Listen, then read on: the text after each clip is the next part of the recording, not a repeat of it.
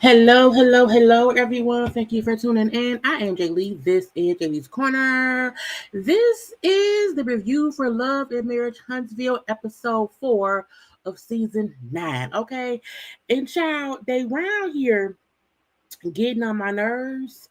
Everybody. Okay, everybody is getting on all of the nerves that I have, and I'm like, are they not like watching the old episodes? They forget some things that us, the viewers, remember because Destiny and Martell and their retelling of their fakeness of it all, and Mel not remembering that at one point she did refer or say that Nell had mentored this or that or the other, Kimmi and Maurice in their conversation. I just felt like, child, what is y'all doing? Okay, what is going on and why y'all playing so much? And Carlos, stop playing with us.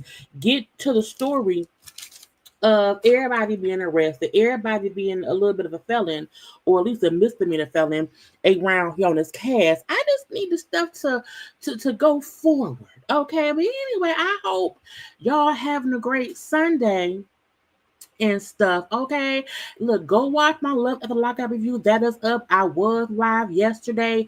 We had a good old little chit chat about some gossip things and whatnot. Okay, but look, y'all just go watch the other content because YouTube be playing with y'all and don't tell y'all when I have stuff up. Okay, but guess what? It's stuff that is up.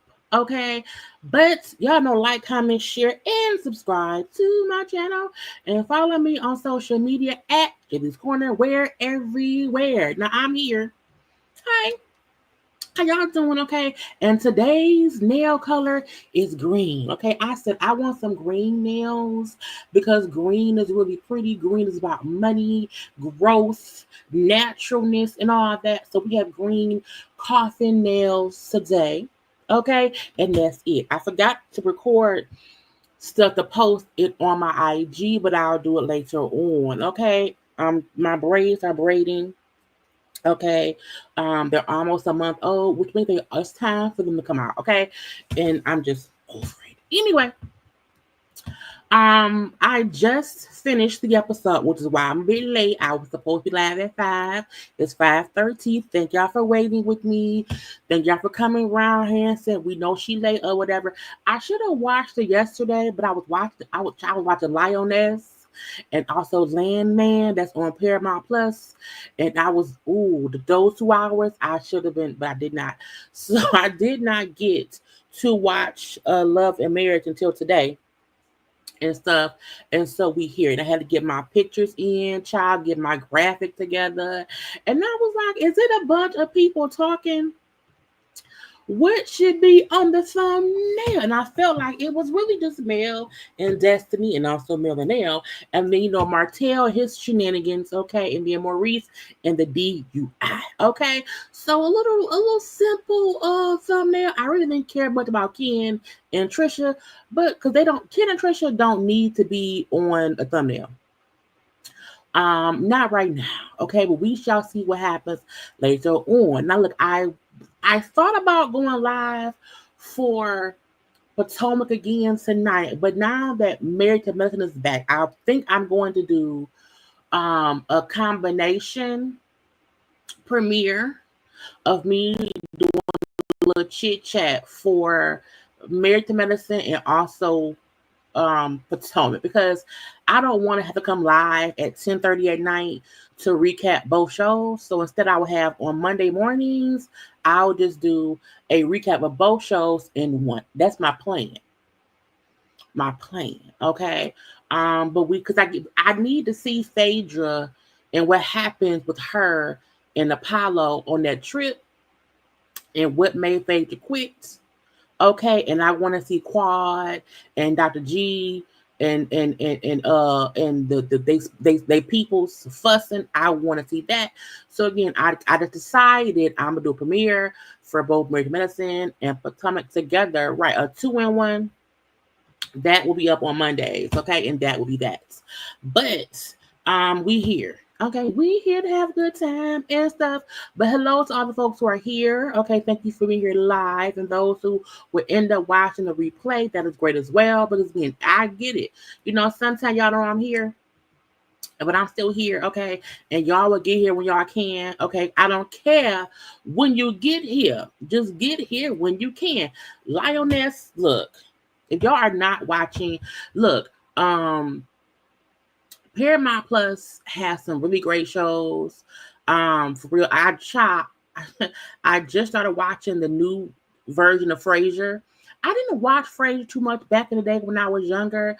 I knew of the show. I knew of him from Cheers. I just started watching I think it was 2 seasons of Frasier. I love it. Okay. Y'all know I do Mayor of Kingstown. Lioness, Tulsa King, okay, and then the new show Landman, which has Billy Bob Thornton, Demi Moore is in it, and a few other people and whatnot. Okay, it's good to me. If you have not, but Lioness, child, I was like, oh my god. Well, she got shot. Oh my god, no. Okay, so. And that's not spoiling because you don't know who I'm talking about. But great shows. And Lioness, Landman, Tulsa King, a lot of those shows that's on Paramount Plus are all done from the same producer, Sheridan, somebody who was the person who created what's that show with damn, what's the show, y'all? That's on Paramount TV, and I can't get to it because I can't find it, child. With Kevin Costner. Why can't I remember the name of the damn show? And it's a whole new season. Anyway, Taylor Sheridan is the creator, producer, person of all these shows that is on Paramount. And I love it. Okay, so get into Lioness. Get into Landman. Okay, get into Tulsa King. Okay, thank you. Yellow. I don't know why I could not think of the name Yellowstone. I still have not caught the new episode of this last season of Yellowstone. whenever it becomes available on streaming, I'll watch, because I can't find Paramount TV. I don't know what it is. You know what I'm saying? And I thought the episodes are playing on Peacock, but it's not the new ones. It's the old ones. So I can't find it. But Taylor Sheridan is a great creator of TV. He reminds me, you know how ABC has Shonda Rhimes with all the shows? You know how BT has Tyler Perry?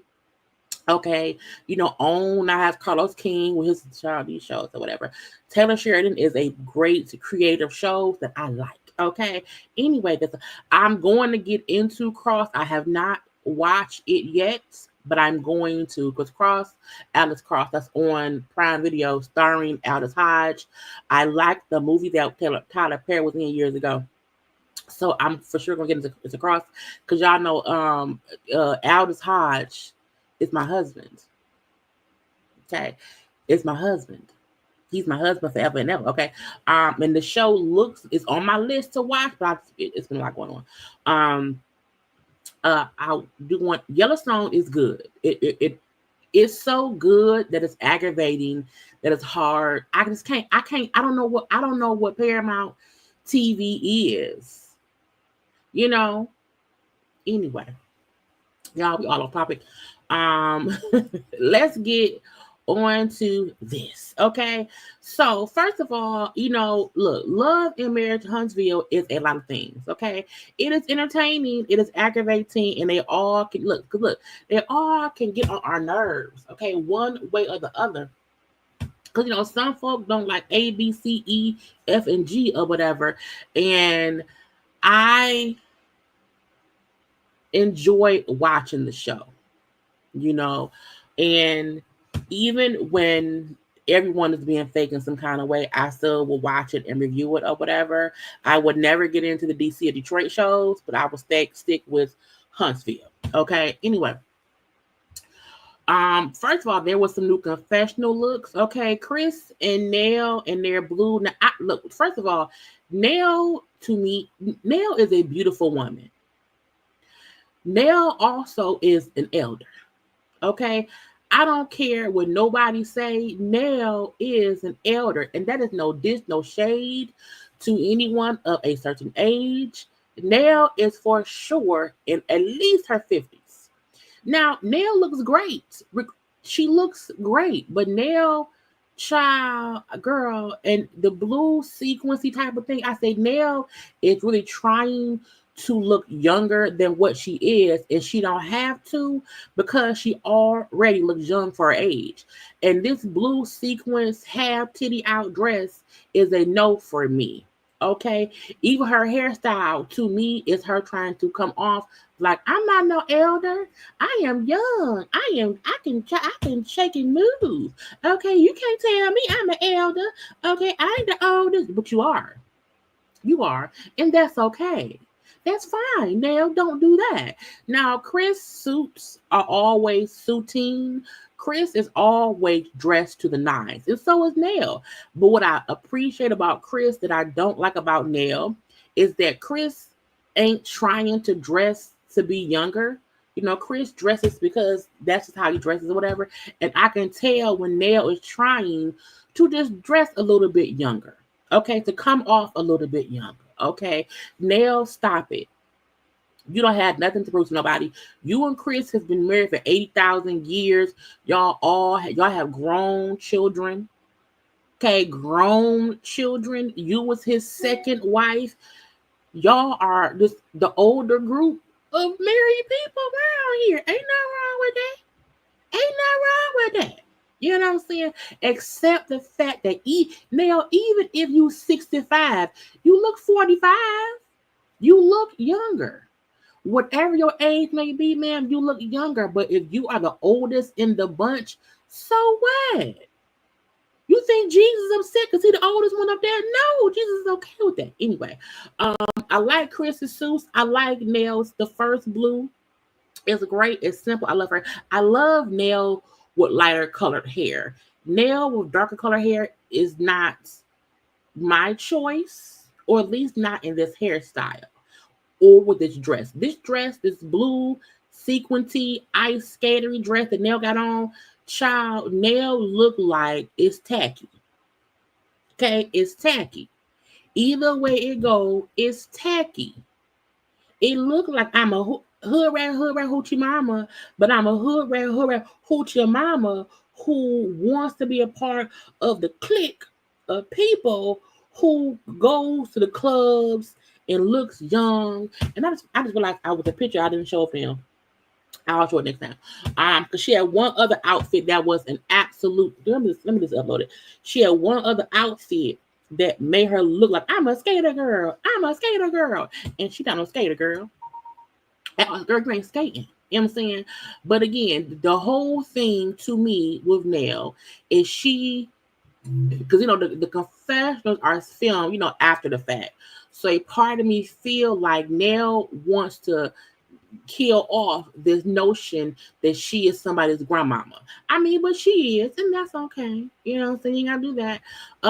But I just think, girl, you don't have to try so hard to look good or look younger. The fact that you have aged and still look great, no matter how. I don't know how old Nell is. I'm not sure at all. I don't even care. What I do know is Nell is the oldest. We know that even though Nell is the oldest and Kimmi comes right in behind that, at the end of the day, girl, you ain't gotta prove nothing to us. You look good, your man look good. Because Chris is a handsome man. You know what I'm saying? He can get it, not for me because he's a married man. I'm just saying somebody out there will bang Chris even if he's married. Now this other outfit she had right here. Again, I like it, but it still looks like I'm a skater girl in a skater world. Ice skate team on the ice. Okay, I love the blue, but again, all the TT that's out. And maybe they want to go for a skater girl look, and that's just what we have to deal with. I don't know. But I do prefer Nell with lighter colored hair. That's just my thought process. This is my preference. Not that she looks bad in her darker hair. It's just lighter color hair really works for Nell. Okay. So with her 3 looks, the best look to me is the blue regular dress. The sequin stuff ain't what it is. It's a no man for me. This weird child, it's a no. It's a no. Not Martell and Destiny. Okay, to me, it's the feudy blondes. Okay. Now Destiny's fashion usually is very questionable for me. I'm not a Destiny supporter like that. You know what I'm saying? I'm not a sympathizer of Destiny. But her in this blonde wig, child, in this canary yellow dress, the dress is fine. The dress is fine. The wig looks cheap. The wig looks cheap by the roots. Okay. I don't know if they're not bleached or plucked right. Because I don't wear wigs at all. However, I feel like, girl, the ends are too thin. Okay, get some more thickness to the ends. And it just doesn't look like the roots are the right thing. And all the light. Destiny is better with darker hair because of her skin tone, but to me, I feel sometimes like she wants to be male. I think sometimes that's just my opinion. It's just my opinion. I'm not saying it's facts or fiction. It's my opinion. Okay. That Destiny is sometimes trying to compete with, look like male, because she ain't got shit else to do. Okay. I don't know what job she go to or whatever. I'm not sure. But Destiny looks much better when she has darker color hair. Okay. At least if the weave she wearing don't have thin ends. Okay. Now I like her dress. It's cute. It fit her. It ain't too tight or too big. It don't look old or young. It looks good and plain, like Destiny. This is good and plain. Male is her yellow aluminum foil. I like male dress the same way I like Destiny's dress.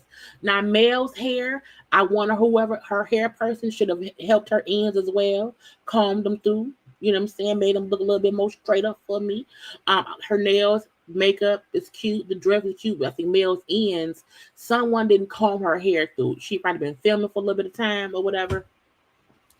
And I said, someone fix her ends. Someone get a comb that's combing through a little bit, and stuff. But I'm like, the fact that they both up in this blonde hair, child. Okay, now Mel looks good in dark hair or lighter hair. To me, you know. So we shall see. But again, those were the new confessional looks of the day. Now let's get into the ops meeting. Okay. And who's the ops, Jaylee? Who's the ops? Who y'all think the ops is? Child, Destiny and Martell sitting around here like two little lambs in a little cherry tree, picking cherries to get the spiders. When Destiny's, I don't know why Mel don't like me being friendly with Martell. I don't know why Mel because when Destiny gets with Martell, she gets to talking and yapping. You know what I'm saying? And true friendship means if me and you have whatever conversation, you're not taking that information to my ex-husband, okay? And her up here, her little slide in flip-flops, you know what I'm saying? Her little kimono dress, and they both, and Martella needs them shoes, no socks, tight as pants.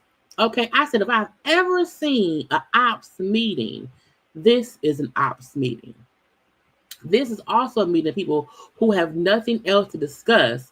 However, let's discuss Melanie Cherie. Okay, Rogers. Let me get into how much I don't like her, how much you don't like her, and let's commemorate that together as one. Okay. Also, I said, oh, it's the Broke Brigade meeting together because I'm like, why is it that Destiny and Martell, like, why y'all don't film at a house? I said, oh, they don't want anyone to see where they live. You know, we don't want, like, we see Tricia and Marceau film at their house. We see Kimmi Maurice film at their house. We see Nell film at her house. We've seen Nell and Chris at their house. And we've seen Trish and Ken at a house. Okay. They don't film is they homeless? We seen Martell move in that house. We ain't seen it since. Okay, and then part of me also feel like if Martell and Coleslaw live together, they're like, we're not filming at all. We do not want Coleslaw in the building. And I think Destiny, child, may be homeless a little bit. You know, I don't know. But I'm like, it's just weird. I don't want to meet up with anyone at a park.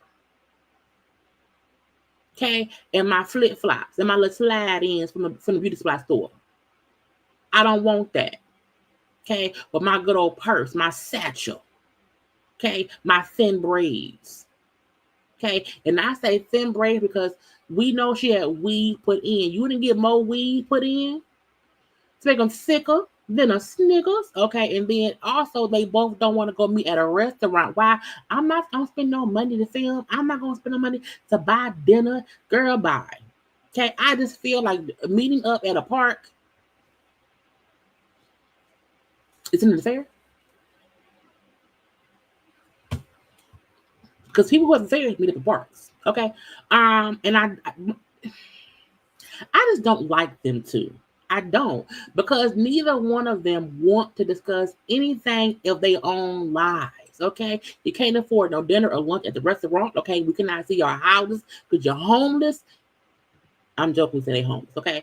But I do feel like because Martell maybe with Coleslaw that they don't want to film at his house because she's there, you know. And I feel like with Destiny because she had to move out that house that she and LeBreg bought, and we don't know where she moves since then. We have no idea. Is it a townhouse, a condo, an apartment, a house, a hut, an igloo? What could it be? You know what I'm saying? And you're sitting at the park on a bench, on a park bench. Then that purse ain't even that purse she carried ain't even a park bench purse. You brought a going to dinner purse to the park bench, and he out here in his I'm going to a little meeting to meet with contractors outfit. Sir, where your jogging pants at and some sneakers? Neither y'all not dressed for, girl. Let me stop.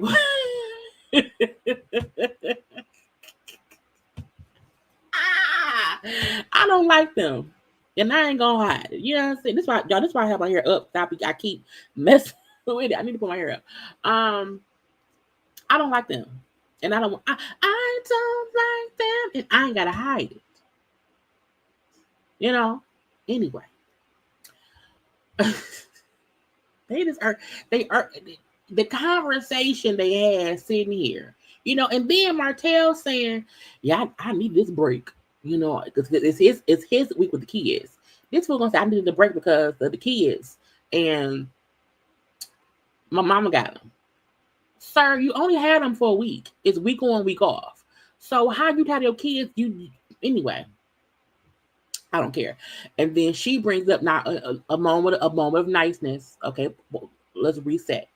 Okay, Destiny brings up her daddy got cancer. He's going through treatment. You know what I'm saying? He found out or whatever, and blah blah blah. Okay, now let me say this as well. Okay, we wish her daddy a speedy recovery, healing, health, goodness, and all of that. Okay, we don't wish no badness on her daddy. Okay, good moment done. Bitch, your daddy died from cancer, and you have been fussing with your ex-boyfriend's wife. Your daddy dying from cancer, because cancer kills, okay? Even if you're a survivor of it, everyone with cancer eventually dies, okay? But you up here fussing on camera for weeks and weeks and weeks and on social media for weeks and weeks and weeks. And you mean to tell me that while you up here canoodling with Chris and Nell's son, okay, you're up here fussing with Nell and fussing with Sonny and fussing with Moses. Your daddy got cancer, bitch. First of all, if my parent has cancer, you hoes don't even exist to me. I don't care what is going on with my ex-boyfriend, his new wife. You wanna know why? Because I'm focused on the healthiness of my daddy, okay? And the fact of the matter that we're judging, I don't know if they just found out her daddy got sick. I don't know. But it sounded as if they been knew before they went on the cash trip, the girl trip. It sounded like she knew before then. Bitch, if my daddy had cancer, I'm not going on a cash trip and fussing with a hoe that got my ex-boy. Girl, that's why Dum Diddy here and Baldylocks here is a dynamic duo of dumbness. Because you have 5 kids to support and no job beside the show that we know of, okay? And a hooker mistress who wants all the attention for being with the broke bald man from a show, okay? And you around here with struggle braids, okay? Struggling, the length is struggling, okay? I would say a hairstylist put some more weave in here to make them look thicker. But you up here fussing with your ex-boyfriend wife. We don't know where you live at, where your son at, okay, and your daddy sick. My point is, you have other things to worry about than who Moses is married to, who Moses is fucking. Okay, my whole thing would have been, you know what, Sonny, I don't care what you. I would have played the guilt card. I don't care about you and Moses. My daddy got cancer, bitch. Fuck you and Moses. Mel, I don't care. I would have done that. I don't care about having any kind of conversation with Mel. My daddy said, my daddy had cancer, bitch.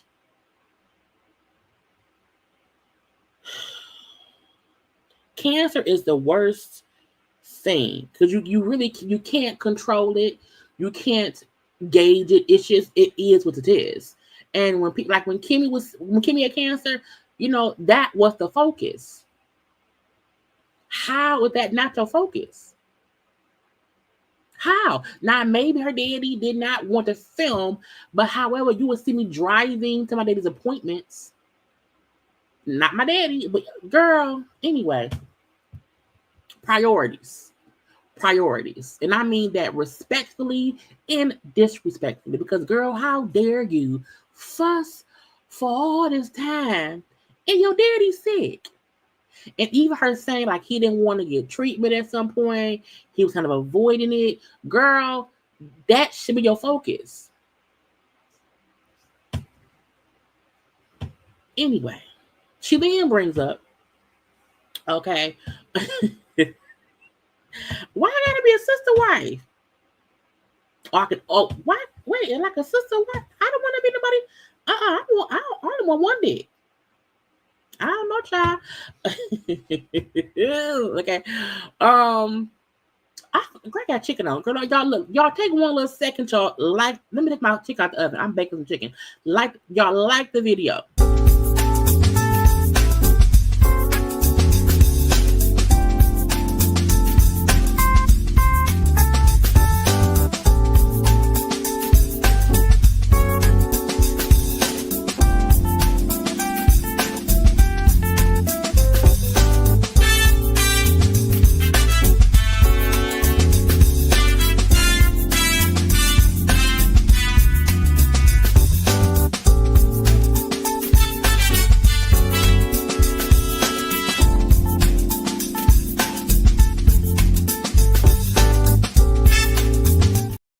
And I'm back. Okay. I forgot I was baking some chicken. I'm making chicken Alfredo, and I had to bake my chicken. Anyway, we back. What was I saying? Oh, well, her priorities are fucked up, for sure. Oh, that's Tamar. If y'all new around here, I have a Tamar dancing video too. That was Tamar dancing. That was everybody on this. It was all Tamar. Oh, Tamar.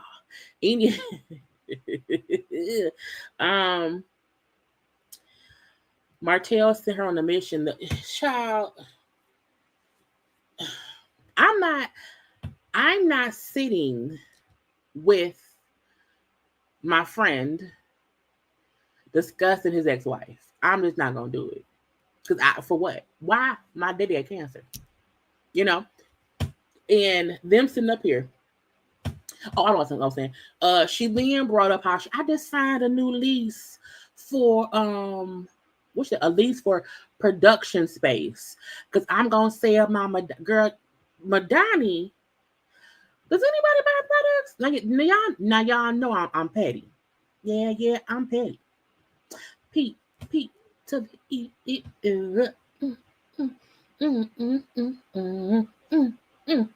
Anyway, so when she mentioned that she signed a new lease for a production space, and she gonna be selling herself online. I'm totally e-commerce now. It's all online. You know, I clothes. No, but Donnie got clothes. But when nobody shopping there, okay, that was the thing. And you know, during COVID, like we kind of went e-commerce, okay, and I was like, I said, well, Jaylee. Okay, she said okay, well, let me, y'all know I'm petty. I said, well, let me see. I went to the website, you know. Now, let's go to the home of Madani. Because I know y'all probably don't know nothing about her in this line, okay? So, she want us to believe that she is fully e-commerce now, okay? I am fully e-commerce, and I sell my Madani merch on my website. I said, okay, cool. So this is the main page. Dear Madani Beauties, we are immensely grateful for your unwavering support in our journey to inspire, empower, and elevate self-care experiences. Your belief in our brand means the world to us and infuse our passion to curate the best products that enhance your beauty rituals as we continue the Madani Reignite journey. We want you to express your heartfelt gratitude on our side, blah, blah, blah, blah, blue, Destiny Payton. Okay? Child, not her using her love and marriage. Child, she did not even do a photo shoot for her own brand. She used the Love and Marriage Huntsville photo for her website. I was like, you can't know, girl, look, first of all, you didn't do your own photo shoot for your own stuff. Carlos, you paid for it here. Anyway, let's go. Let's shop. Hit shop now. Okay. A candle. A $40 Big Energy Madani Reignite candle. Okay, they got it in black or in white because she's racist. I'm joking. It's just a candle. You can't see the candle though. Mm-mm. You can't. No. Why would I have a product I'm selling, but you can't see the wick of the candle? No. All you can see is that it's a box that says reignite. You can't see the. I said, "Oh, is that all you selling? It's just one thing." I said, "Why? I can't. What else is it?" I hit shop up here. Okay. Oh, here we go. I said, "Oh, Sheree, did Sheree give her website?" I said, "Not $40 t-shirts. $40. I'm still her women's cut racer back dress. $40. I said, first of all, what kind of childish shit, girl? And what white girl is this? You couldn't even get a black girl. You want to sell I'm still her racer back dresses. That's what you're selling? That's the Madani product? Okay, cool. So y'all, if y'all want a I'm still here for her racerback dress, $42. Okay. Oh, but I got it in red and in like purple. Okay. I have You Love Me Till August shirts with my face on it for $16.52. I said $16.52. $16.52. You Love Me Till August. That's fine. But he married Sunny in December. Okay.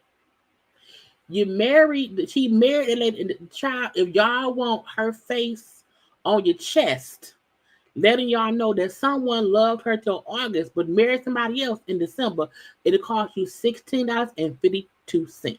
Okay? But yeah, but y'all know we like to support people here.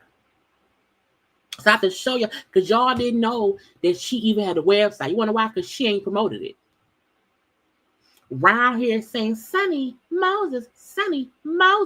But I ain't said hi, no here. I have a website for shirts that don't make no sense. Okay. I got a I'm Still Her Tumblr for $34.60. Ain't no straw with it. Okay. And it's just black and white. Okay. If you want to I'm Still Her Tumblr, go around there. Okay. Oh, Big D Energy Body Mist for $42. Okay. If you want to smell like Big Dick Energy, get you some Big D Energy Body Mist for $24. Okay. But again, she has products, y'all. Oh, wait, let's not forget. She has a I'm Still Her crop top shirt, $34.83. Oh, got it in black. Okay, got it in black. Got it in white. Okay. And why is her skin so light? I don't know. Okay. Got it in pink. But don't forget, it's a champion sign on the sleeve. Okay, it's a champion on the sleeve right there. It's a champion little thing. You know, when you go to the little Foot Locker, little shoe store, you know, the champion shirts from Foot Locker. Yeah, them shirts. Little champion C on the sleeve. Okay, gray. Little gray crop top. Okay, of I'm Still Her. Oh, the back is plain. Okay. Oh, white girl. That is Becky. Okay. Hey, Becky.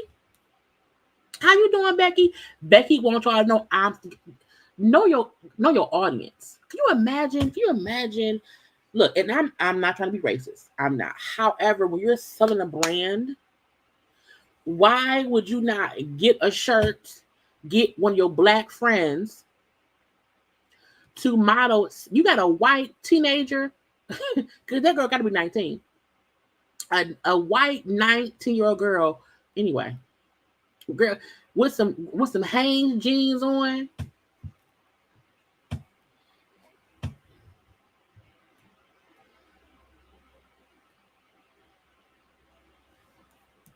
Destiny really paid Becky Sue to put on a crop top. Anyway, I just look, y'all know we have to support people, and y'all did not know she had a store. Oh, I got the phone cases for 20. If you want it, I'm still her. I'm still her phone case. Okay, $21.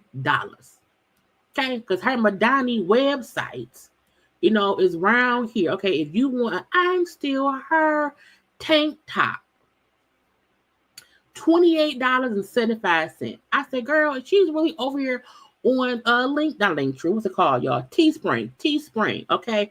100% F-boy real, oh no, 100% real, F-boy free. Girl, oh Lord Jesus. I guess, child, if you want it, I like it, I love it, but I don't, I don't want it at all. But again, child, get your shop on at the Madani Expo. Okay. Oh, she got lashes. She got lashes. They $40, but they sold out. She ain't got no more left. She don't have any more of the lashes around here because the stuff ran out. Okay. Oh, it's a hoodie. I've got a hoodie. It costs $30, but you can't really see the hoodie. Is a long hoodie? Is it a thick hoodie? Okay. Get you one for $29.99. I did, child. So she said I got a space for my production.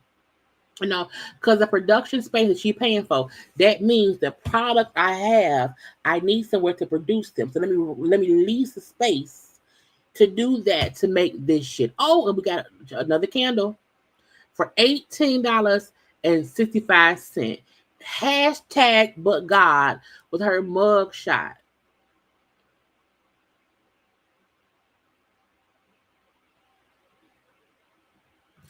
I'm just giving her look. She said, "I got because you can. Y'all don't promote black women. Y'all don't want to speak. I'm showing you what she has, okay? And then she got a unisex cotton T-shirt for $20. He wanted to be my girlfriend with the hand over the heart because he wanted me. Moses really wanted me. He wanted to be my girlfriend. You know. She got a link tree. And in her link tree, she has all these things. Shop Madani and stuff. Her podcast, her Amazon page. Is you shopping or buying things for? I don't know. But yeah, she all these things. And stuff that she has on the little link tree. We're gonna leave that be. Every interview she had is a link here. So y'all go ahead and y'all link yourselves with Destiny Payton, and y'all can be like her. Up on in the alleyway with Martell and some flip flops and them thin ass braids because her stylist did not put enough weave in the leave in. No, I'm sorry, in the feed in braids and him and these goddamn fat ass pants. So y'all see why stuff be so long? Because I'm up here just going off. I'm sorry, y'all. Anyway, again, I got a space now for my products, to produce my products. I'm online only now. And yeah, okay, cool. So Martell, they said, well, how did the trip go? Because you was there and Mel was there. So how did that happen? Oh my God, she was so upset with me. I told her she was fussing and cussing at me and everything. But once I told her that she was up here teaching Code for how to cheat with you, she got mad at me and was yelling and cussing and fussing. But then when I said, but you did do that, Mel, she was real nice to me. After I said I said, bitch, was you there? Was you there, bitch? Capricorn. I'm a Capricorn, January 16th. I said, was you there? I feel like what she said happened ain't happened. She lied. I said, ma'am, first of all, what? I love you, Mel. I'm sorry, Mel. I love you, girl. I'm so sorry for what happened with us. I'm sorry. You didn't say that. Now maybe they cut and edited her being honest and they want her to be a liar. Maybe production wants her to lie, you know.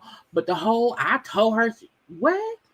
Then, you know, she said, because once I seen her talking to Coleslaw all the time and say, hey, yeah, meet up and let me know, blah, blah, blah, blah, blah. I said, I'm not going to keep fussing with Martell I'm cheating if you are okay with it and you're helping. I was like, bitch, is it crack, child? Is it crack? Let me find it. Hold on. I think it's crack. And because I felt like sometimes people is crackheads. I like getting high.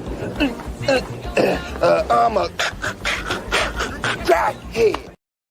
It has to be crack.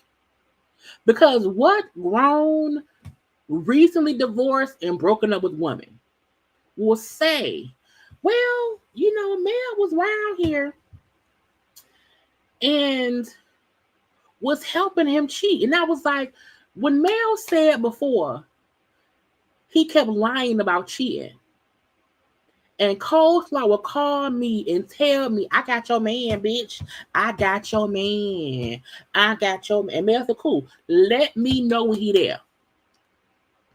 Let me know. Any woman who has been cheated on, and if the bitch tries to call you, you will say, let me know when you're there. Because if he's lying to me and saying he ain't cheating, and you calling me saying he is, let me know when you're there so I can come over there. I can catch him in the act, okay? Because that way he can't lie to me. So using someone trying to get proof of him cheating, to get proof that what he's saying to her is a lie, and using that as a reason, saying, oh, you was helping him respect, it has to be crack.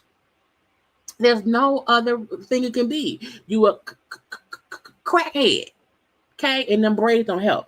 And y'all know, let me stop, because y'all know I don't. Well, no, my rule is I never talk about anyone's physical being.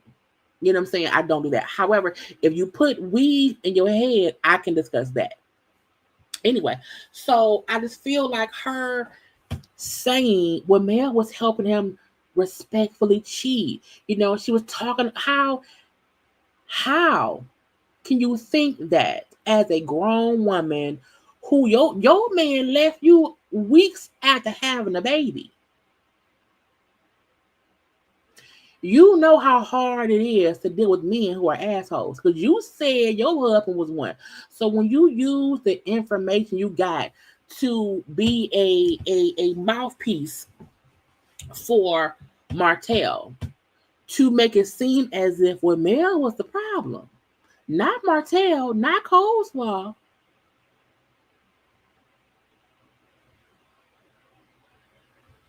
I said, bitch, what? And when I told her that she helped you cheat, and she was nice. No, she wasn't nice. She was cordial. Because you don't see, Destiny is so dense. She doesn't get, sometimes cordialness means you don't matter to me. You don't matter enough for me to take the energy to be mean to you. You don't matter in my life enough for me to give you the energy to think you matter to me. And what that means is, bitch, you don't control my checks, my life, my mindset, my energy. So I wasn't nice to you. I was cordial, because why? In life, you don't matter to me. So what you take as niceness is also probably the reason why you keep getting played by people in life, by your landlord, okay, of Madani, by the people at the house he was in that you had to get out of, Martell, Carlos King, LeBerick, Moses, Sonny, you know what I'm saying? You keep getting played by people because you're dense. You don't see straight. You may need glasses. I don't know, ma'am. I'm not sure. And I feel like when people can't see, I don't have time to be combative with you. Bitch, I'm on an island. Your daddy had cancer. You should have been the first one trying to not get involved in stuff. And that don't mean Mel perfect. It does not mean that Mel is this completely innocent savior. What it means is she don't care enough about Destiny to be like, girl, I'm gonna fight with you. I'm not gonna keep being mean for what? You don't matter. You have enough to worry about than me. You know, and then Martell, yeah, that's right. That's what happened. That's what I said. That's not what happened. And the fact that Martell himself was defending Nell in the past for stuff, and now he and Decker was on this twisted reality of lies. I'm so confused. You know, and people feel like I don't like how Mel stopped being cool with Destiny. But this is why. When Mel told y'all before, she would take information back to Martell. This is what she meant. This is what she meant. That Destiny, because she feels some kind of way about Mel, actively takes Martell misguided information for him to then use against Mel. Because nothing about that trip gave that she was nice to Destiny, that she was trying to smile. None of it. It gave, bitch, I don't care about you. I've been not caring. This is the definition of the ops. It's someone who you allow on your space, and they take whatever they can see and they take it to somebody who you know ain't for you. And as a grown divorced woman, you should know better. Because if people took information back to LeBeg about you, bitch, would you be safe? No. Anyway, she then say, Mel has so many faces. You know, I don't know which one is right. I'm saying Mel is not being honest about the real issue, okay? And I'm tired of figuring it out. I said, girl,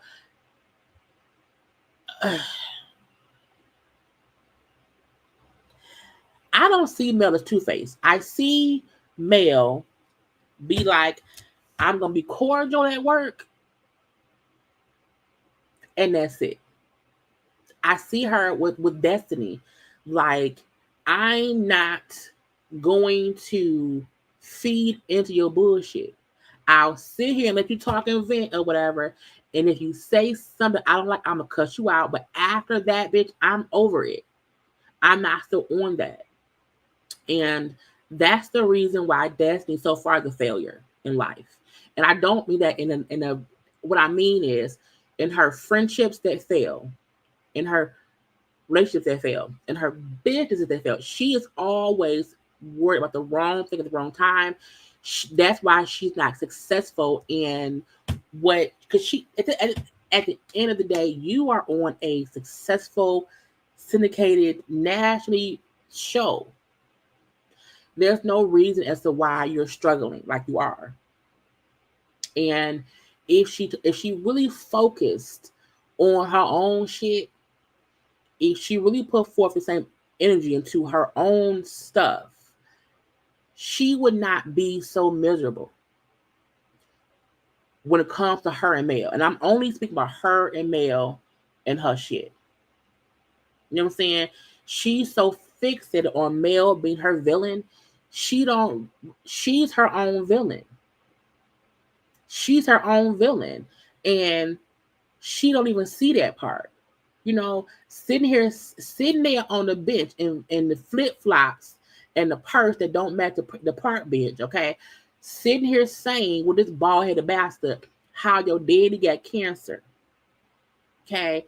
And you mean to tell me you're wasting your energy on Mel and Sonny?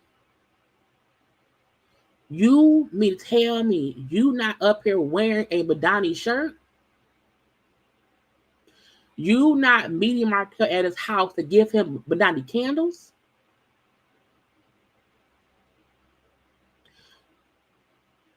That's stupid. Even Tisha and Marcel meet up at Black. They have things in their house to show what Marcel built because he redid their house. Now Kimmi and Maurice, child, we ain't seen much. You know what I'm saying? I'm just saying, like, even Chris does things showing how, because he's a realtor. Why are you not, girl? They have nothing going on. Yeah, Marceau stayed in the black t-shirt. Mel stayed in her brand clothing to show, yep, millimeters.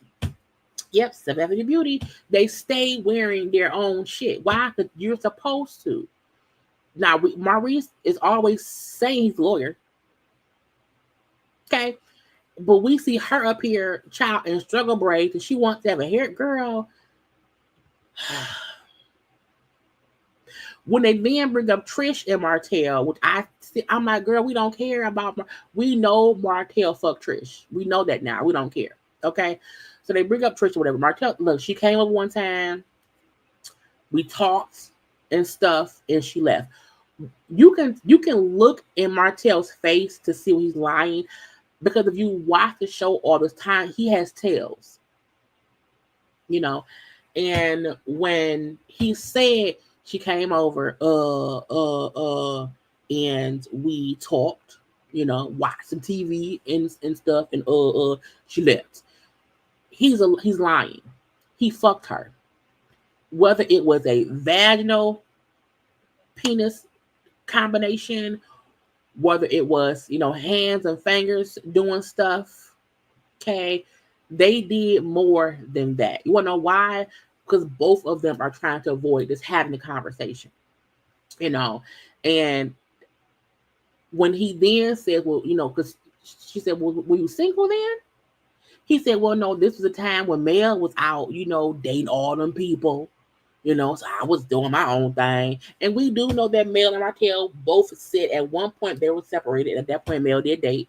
However, Martell had been cheating her on for a long time. So either way go, that does still mean that while Martell and Mel were legally married, that's another woman he was with. You know, and at this point, Trisha's a liar. But so is Martell, you know, and the whole, I didn't know that she was married, okay, and stuff, okay. But I'm like, I don't care. And that's it, even acting like, well, yeah, Martell was right. You know, the male was dating, and girl, whatever. And when this how you know they fucked. He then said, when I saw her at Stormy's house, and I acted as if I did not know her, she should have followed suit and act like we did not know it. And I'm like, for why? Why? Because my braids keep on my shirt now. It's so weird. I'm like, why? And if you did not fuck someone, but you knew them at one point and y'all hung out or whatever, you're not trying to avoid saying, oh, hey, yeah, I mean, I hit up in the DM one time. She can't. Well, it wasn't nothing. Like you, everyone would have been forthright from the beginning. Martell saying she should have acted like she didn't know me means y'all fucked. Because anyone you knew and you met one time, it don't matter at all. And if you and Mel were separated time, it's not a big deal. You know what I'm saying? Even how awkward Tricia and Martell was at at Story's house, something. He saw her titties. She saw his dick. Some kind of way. I don't know if he saw her cooch. I think he touched it. You know what I'm saying? And a part of me, even him saying, he said she didn't look good enough for me when he told the guy stuff or whatever. Then why did you invite her over? I don't invite anyone over my house who I don't intend to probably fuck. Because it's my house. It's my house. That's a hotel situation. I don't want a stranger knowing where I live. You know what I'm saying? So them sitting there discussing and him still saying, we didn't do, you know, she came over, we talked and stuff, and she left. The and stuff means, you know what I'm saying? All that. It means something happened. Okay. And I was like, girl and boy, bye. Okay. If nothing happened, there are plenty of people. First of all, I don't even let anyone I don't know, you can't come to my house. You can't. You can't. And if that was years ago, okay, years ago. It wouldn't be weird now at all. It's just stupid. Okay. He then bring up how in the men Marcel and Maurice was getting on me or whatever, and it aggravated me because they just as bad as me. Martell trying to say that Maurice and Marcel is just as bad as him. How Marcel had cheated like crazy. I'm like, well, sir, this shows some if Marcel has cheated. Okay, cool. Expose it. But stop saying it, but not put forth any proof. If you have videos of Mel, trying to beat you up, why don't you have any kind of proof of Marcel doing dirt? Do I believe at some point in time that Marcel started with dealt with somebody beside Tricia? I do. I do. I do. I do. I don't. Maybe he didn't fuck somebody, but I do think in ways Marcel has cheated on Tricia. But I feel like Martell, who brings it up, makes it seem. First of all, no one can be worse than you because you had a 5-year long affair and a baby. With Marcel, if he cheated, he made sure to not have no proof. We have not seen no woman come forth. We ain't seen no baby come forth. We ain't even seen the damn hotel receipt. So if Marcel cheated, he is the best cheater in the world, Craig. In the world, okay? Because these two delusional dingbats is round here, this commemorating misery. They're just on a park bench, miserable, unhappy. Okay, I need Jesus. It's like, but neither of them have. What the receipts at? Do you want me to bring the receipts? Do I need to bring the receipts? No. Where are the receipts? I just need some receipts. This is one. Give me one little receipt, or shut your mouth. Okay? And that's it. Just shut up. Be quiet, okay? Because y'all both sound miserable. And again, this is not in any way. You think Mel is the best. This has nothing to do with Mel. This is strictly about these two around here coming together to basically bash Mel. And because they have shit else to do. Okay, I don't like them, never. Now we then see Mel and Nell have a conversation. Okay, now look, child, Mel, and that's why I label this thing all the time: friends plus enemies equals a bunch of foolishness. Okay, because also, in my opinion, I love this Bob thing on Mel. Also, I want to say this. You can tell that Nell has allowed other people in her head because how Nell used to be and how she was in this scene with Mel and then in the other scene with Chris is crazy to me. Now, they both say they have an issue with each other. Now, this is how I'm going to tell y'all, Nell is fake. Nell still being upset about her room not having a name tag, and you were 65 years old. It's petty and childish to me. If y'all are so cool and you are a mentor, we're going to say 1 second, you being upset that they forgot to print one for you and did not have time to get one, but you still had your own single room. It means you're looking for a reason to be pissed at her because that's stupid. Because once Mel said, "Oh no, they just forgot to print your name and we didn't have time for a new one," means you're looking for a reason to have issue with Mel. Because she told you what happened, and I don't care, bitch. You cannot have a name tag for me. Do I have a room? I do. My own room? Cool. When you saw that she put Trisha and Kimmi in the basement, bitch, you still being pissed is stupid. It's childish. It's petty. It proves you are looking for a reason to be pissed at Mel. Because if you think Mel made them herself, Mel didn't make them. She had somebody else do it. And if she was going to be petty, she would have had either Tisha or Kimmy not have tagged. Either Tisha, Kimmy, or Stormy. If Mel was being petty, you would have been the least person she would have not had a name tag for. What makes you think you matter that much of her being shady to you? That's stupid. That's dumb. Okay? And she told you that on the island. So for the fact that y'all had that talk there and you still pissed back at home for what? Well, and also because I felt like I should have had the room Sunny had because I'm closer to you than her. Bitch, what? You had a solo dolo room. And when Mel said, because most folk don't like Sunny, I gave her the best room because she's going to have a hard time anyway. As the elder, as the mentor, as the senior citizen in charge of things, you should get that. Why? Because you're the oldest.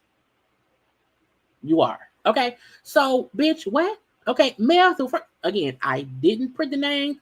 They forgot, but I did not think that you at your big age would be upset. Did not think it, okay? Because you are the elder. As the oldest of the ladies, why would you feel some kind of way about that? I'm not the oldest. Who said that? You are. You are, Blanche. You are. And that's okay, Golden Girl. We love the Golden Girls. We love Golden Girls, designing women. Okay. We love the old people around here. We love 227. Okay. The Jeffersons. We love all the older folk. Okay. So why are you offended when you are the oldest? Like, who you want to fool? You or Jesus? I don't know. So Nell then say, well, I've been a mentor. Not mentor. Okay. Mentorness of it all. So Nell brings up, I've been a mentor. I'm a mentor to you. Mel said, when? Mentor, ha, ha, ha, ha. Not Mel. Okay. I feel like when Nell and Chris first came on the show, Mel did refer to Nell as a people mentoring her and Martell because of the cheating shit. Now, to me, mentorship means a lot. I don't think Nell is a mentor to Mel. I don't. I do feel like when they brought Chris and Nell on initially, they were supposed to be the older couple coming to help the rest of the cast. I think that was what it was. I think production wanted Nell and Chris to be mentors to the cast. I think that's where the word mentor came from. I think Mel over time has always said Chris and Nell absolutely would talk to me and Martell because Chris cheated on Nell and they overcame it. So I do think that's Mel's point in saying you wasn't really mentoring me, like not for real. I think production had them as a mentor because that's how they were in the beginning. That's why I said who the Nell we see now isn't the same Nell we saw when they first came on the show. And yeah, she said the same thing. And she said, you don't mentor me? What do you mean? What do you mean? You know what I'm saying? So I think Chris and Nell came on under the, they're the mentors of the group and blah, blah, blah. And that didn't work out, But again, that's why on these shows, we're friends. They're not really friends. Like Stormy and Mel, we're not really friends. They bring new cast on in a way that ain't really true, and then later on, your word bite to the ass. Now when Mel said in her confession, I've grown. I'm in therapy. I have my mom. I have God. You know what I'm saying? So I'm a better person now than I was then, and I do feel like Mel has matured from who we saw her first few seasons. Even how she deal with Martell. She used to pop off. Okay? Pop off with everyone. And now I do think she has matured and she's able to control herself more than she used to. You know, I feel like if Chris and Nell was true mentorships to Mel and Martell would not be such a terror. You know what I'm saying? I feel like Mel not wanting to make it seem like in real life, Nell is who I go to for guidance on a regular basis. I think she did not want that narrative. I think her point was, since the big shit between me and Martell, I got into real therapy. I got into prayer more. I had to center myself in inhale, exhale, relax, relax, release. You know what I'm saying? And that is not because of Nell. So I feel like both of them have two separate opinions, and I don't think either one is wrong. We do know at some point that in the beginning times of Martell cheating, I do think at that point in time, Mel and Martell were having conversations with with Nell and Chris. I do think that we know that for a fact. However, since Martell had that baby on her, I think Mel's point is in the past 3-4 years, I don't go to you for shit. You're not mentoring me now. You're not pouring into me now. And you can see that because of how Nell acts. Now, Mel could have for sure coddled Nell a bit more. And so, you in the past, you did do blah, blah, blue. However, now I feel differently. And me talking to you because you survived your husband cheating does not mean you're my mentor. And I see both sides. I feel like Nell wants credit for being a mentor, but she's also a bitch to Mel behind her back. As we see with her conversation with Chris later on. When Mel is, okay, look, at the end of the day, I'm also mad at you. Okay, because you went on the interview, whatever, discussing me and Martell. What I say? Well, you said I was bad. When she said you said I was as bad as Martell, I'm stubborn, I'm draining, that you get mad at me and don't talk to me and blah, blah, blah. I said that. I don't think I said that. When Mel said, bitch, let me roll the beautiful bean footage into, girl, when Mel showed them, girl, look at you. You said that. Yeah, that's you. And Nell was, yes, in that interview, Nell was absolutely combining Martell and Mel as if they are both bad when it comes to stressful acting or whatever. She did make it seem like, yes, Mel and Martell are both draining. They're both this, they're both that. And Mel's only point was, I don't want you putting me in don't put us together. Because you've had more issues with Martell than me. I don't call you when I have issues. I don't bother you. I don't do that because I don't do. And she said, I don't bother you. Well, you're right. I do have more stuff. It's more Martell. And Mel's only point was, you are saying stuff as if me and him is a dynamic duo of debauchery. That ain't what it is. You're making it seem as if currently that Mel will call you and complain to you about blah, blah, blah. And Mel, like, that's not what's happening. Martell is doing that, not me. So you do not group us together like that. Okay. And I feel like Mel showing Nell what she said, how she didn't like it. I don't like this. Nell then pussy popping, backpedaling, and all that. Okay, at the end of the day, do not bunch me and Martell up. Don't do that. You know what I'm saying? She said, you have been through more with Martell than me. So why make it seem as if it's me? Because again, then folks say, see, Mel and Martell still whatever, and that ain't what it is. So what I like about this scene, now both ladies told the other one their issue. I'm mad because you ain't have my name tag. And Mel said, I'm mad because you are bunching me into Martell's antics and it's not me. I'm not calling you bothering you. He is. Martell is. He's stressful to you. He bothers you. He's doing that, not me. Even if you think I'm stubborn, cool. I'm not all the other shit. You know what I'm saying? And I feel like that's her point. Also, she said, plus, now, and Nell said, you're right. I do have, it is more Martell than you. So maybe I could have said, separated it. Okay. So Nell acknowledged Mel's point and said, hey, don't put us together. And I feel like that's the thing about when some people don't include me and my ex. I don't want to leave us alone. You don't know what's going on anyway, because you only get things from him. Okay. So Nell, well, I'm sorry, Mel, if I hurt your feelings, I apologize and stuff.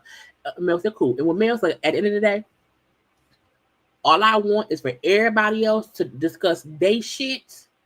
Leave my shit alone. Okay. Don't discuss me and mine. Discuss you and yours. And I feel like that's what it is. Nell don't have a real issue. I would have laughed too. Nell's issue of that damn name card is stupid. It's stupid. It's dumb. It's dumb. So, I get that folks feel like her laughing was rude. Okay, fine. However, your issue is stupid. Nell did not have a real issue, technically. That name card is stupid. So if you don't have a real issue with me, what do you mean? And her laughing at the mentorship, I think is because this. Let me ask this: if Martell and Nell, if Martell and Mel were calling Chris and Nell 4 years ago, and 4 or 5 years ago, when we were in the meat and potatoes of Martell cheating, and that was when Mel was calling or talking to Nell, and because when Nell brought up how we would be at their house talking to them, they have been divorced for 3 years now, which means y'all ain't been doing that. So you're not a mentor to me now. If Nell is bringing up stuff that happened years ago when they were still married in the same household, trying to work it out, that's one thing. But currently, you're not mentoring me because I'm not with them anymore. That's a mentor. So that's why I see it two different ways. Because again, when is she sitting with Mel and Martell now? They're divorced. So how could she be a mentor now? Again, I do think before that she was helping and talking to them when they were together. But you're not going to go on an interview and act as if I'm currently calling you. I'm currently confiding in you. I'm currently involving you and me and Martell, and that ain't what it is. Now, I think on the show, when her and Martell are going through things and they're discussing things, that happens.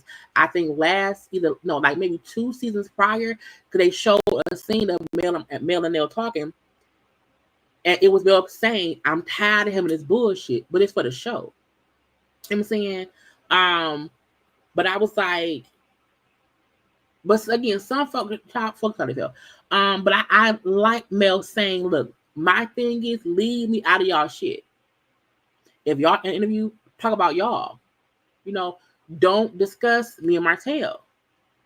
Like, why can't y'all say no comment? If they talking to y'all, what do y'all have going on to talk about?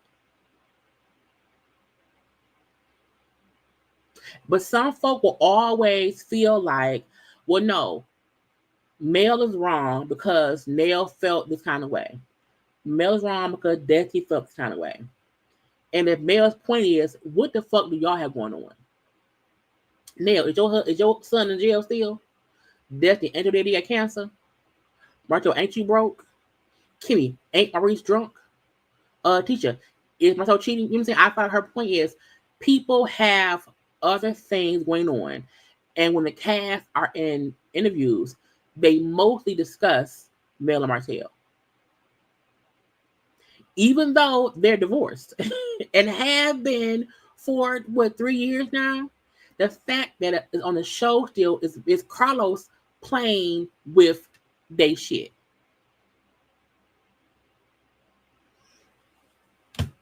Just saying. And some folk just don't want to acknowledge all of the old shit, the new shit, this shit, and that shit. Some folks say, well, today, Mel saying, you don't mentor me. And in my opinion, I think her point is, you ain't mentoring me now. I'm not even with him. So I'm not calling you about Martell now. For what? I have a therapist and my mama and God. I'm not calling you on the off season about Martell. If production has us meet up to discuss shit, I have to do that. You know what I'm saying? I have to do that. And I feel like, girl, whatever. Anyway, I like that they initially had a talk and they seemed like it was squared away. Okay, now again, in the scene, it seemed as if they both spoke their piece and now they fine. Maurice and Kimmy. Maurice and Kimmy had a whole non-conversation. Okay. It's weird to me. I get it that Maurice can't legally discuss stuff because of it's an ongoing case. He is still facing it. Well, I think at this point, I think now the charges have been dropped, but he can't talk much. But them sitting here talking and not really discussing it.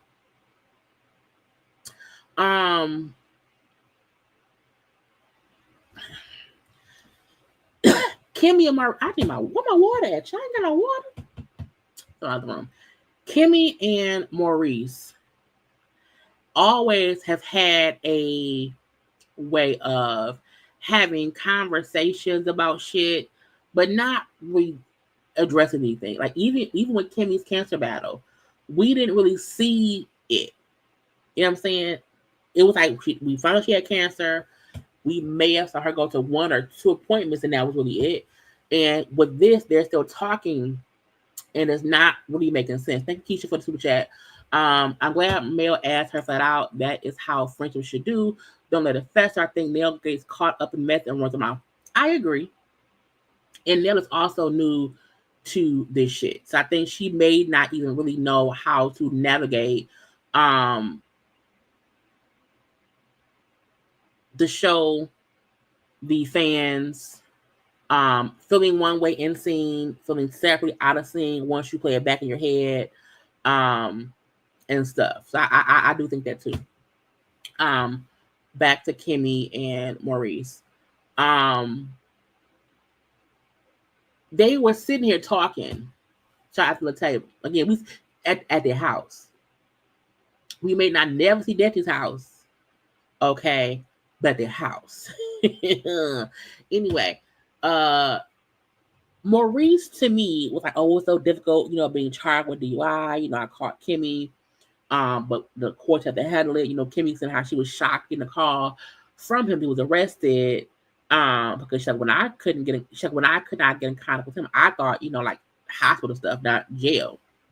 And they were talking, but not really saying much or whatever. Maurice, it hurt me to have to call you and ask you to bail me out. I'm worried about me. I don't want to worry you.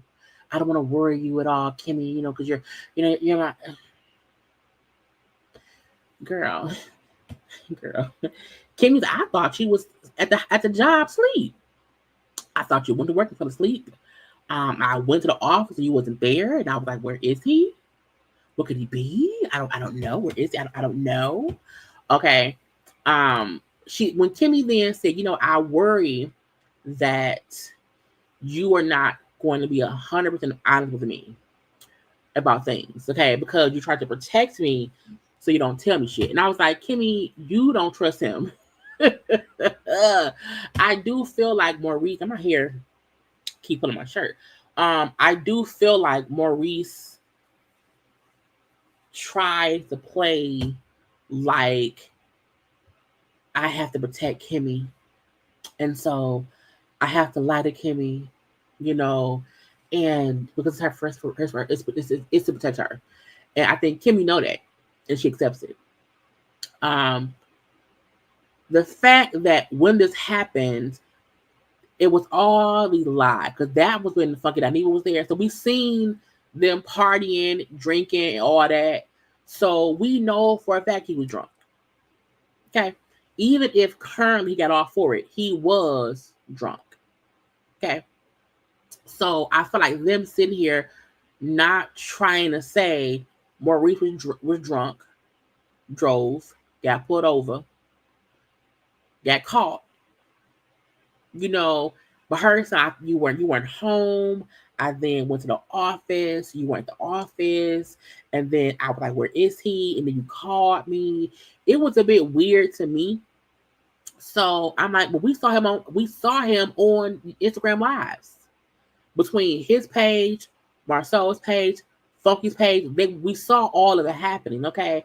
And when he said, "Yeah, I don't, sometimes I don't want to." She said, "You can't help me through this. The best help you could do is pick me up from the jail." I said, "Bitch, what?" Again, talking, but not really talking. Saying words, but not really saying words.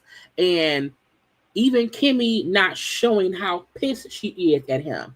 Her being that supportive, calm wife, not cussing his ass out and stuff, because in his eyes, it's a court case. And I can't say shit because it's a court case. You know what I'm saying? And so, but I'm happy you came pick me up in jail. And I know right now the public thinks I'm guilty. You know what I'm saying? In a court of public opinion, I'm guilty. Okay, that some folks are disappointed in me and everything. Okay, but it's an ongoing case. I ain't gonna say nothing else.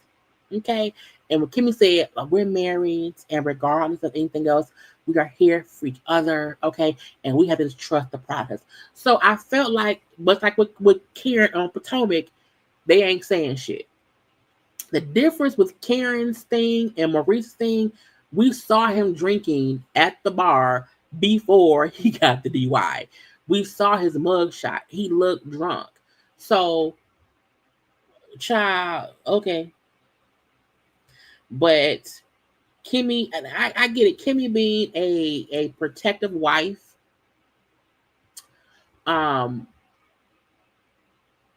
is what she is going to do, and that's what most wives do, and it's fine. But I feel like they never address their issues. It's always surface stuff, basic conversation. Kimmi isn't upset. He isn't really apologetic or whatever. Because you're, I don't want to stress you out. Kenny, I don't want to upset you. I was like, child, okay. And again, I think currently the charges were dropped for the DUI, and it happened in summertime. So bye. Y'all take one little second and like the video. I don't give me some water. I forgot my water in my room. And I'll be back in y'all watch Tamar dance.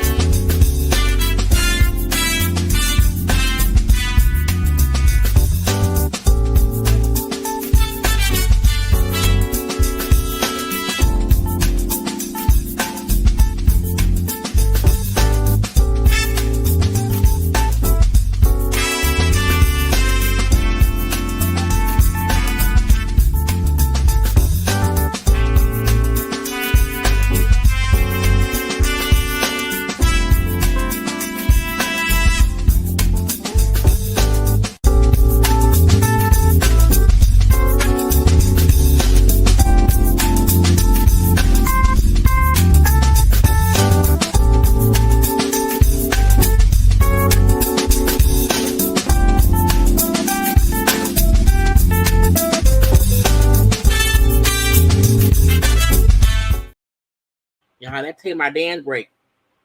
Y'all like Tamar dance breaking? Okay. It took forever to find all them dances of Tamar. Anyway, we're back. Let's get into Trisha. Is it Trisha? Is it Trisha, right? Yeah, Trisha and Ken talking. Now, again, they're newbies to the show. You know, we know that we know that Stormy and Courtney is not on the show anymore. I don't know how much more we'll see of Sunny and Moses at this point in time, but Trisha and Ken is now a couple on the show. And they moved to a house 6 months ago. The garage is just a catch-all child. And so they're playing clean up the garage. I swear, I was like, do they live together in the same house that she was with her husband? But like, no, they're in a different house. And this, like, her son graduated high school. Because he has a daughter, she has a daughter, she has a daughter, and he has a daughter. And I don't know which is which though. So one daughter graduated middle school, is going to high school, and then one child is graduating elementary school and going into middle. So I don't know which daughter is which. So it's a whole garage. It's a whole bunch of stuff going on in their lives. Again, we want to have a party to celebrate again for the kids that are graduating or whatever. The house we moved into and blah blah blah. Who we're going to invite to the party? Now, I went the cast. You know, we can invite the Scotts and stuff, but then we should have a free Maurice sign. Since we got that all of this is happening after the DUI. Let's have a free Maurice sign because of the DUI. She did say I wanted to reach out to Kimmi, but I did not. So it would be weird if I reach out because they're new to the cast, and so I like her saying I wanted to, but I didn't. Okay, and so that is that. When Ken said we're not gonna get in other folks' business, I was like, what now?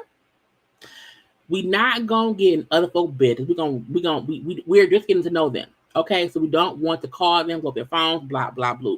And when Trish then said, yeah, we're gonna just mind our business, I was like, but Trish had no issue getting all up in Sunny and Moses' shit.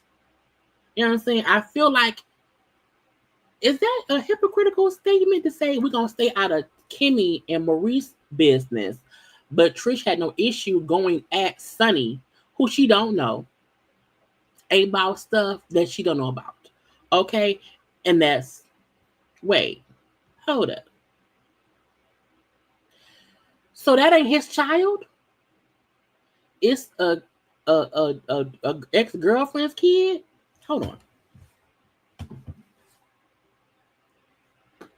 What? So let me get this right. Trish is married, has a whole husband.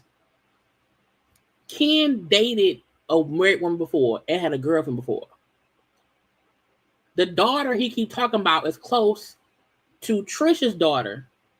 Is his ex-girlfriend's daughter.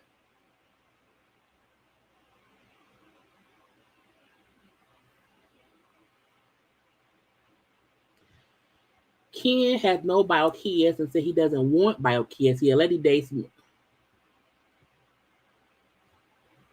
Red flag, red flag, red flag, red flag.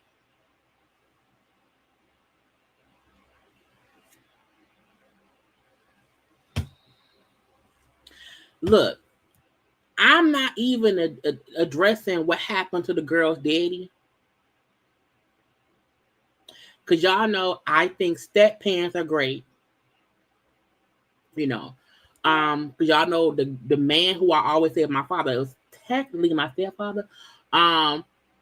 However, I still feel like if my mom married my daddy, you know what I'm saying?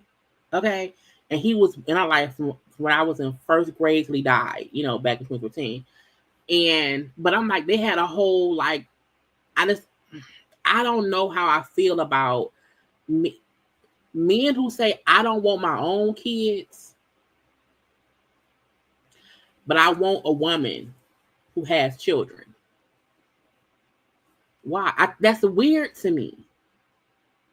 That's weird to me. Like, why keep dating women who have kids? Meaning you're attached to them kids, they're attached to you, and then y'all break up. That's weird to me. It is. And I know people who are. I feel like if you, how long were you and the lady together? You know what I'm saying? Like, what was that relationship like? You know, that's weird when someone says, I don't have any bio kids, I don't want any bio kids, I'm going to date women with kids. I think for a man, that's weird.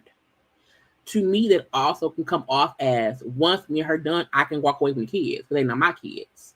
If I have my own kids, I will forever have to deal with it. Because I'm like, if he have other exes that has children, is he not in them? Like, he not in their life no more? And it's sad that the girl daddy died. May he rest in peace. But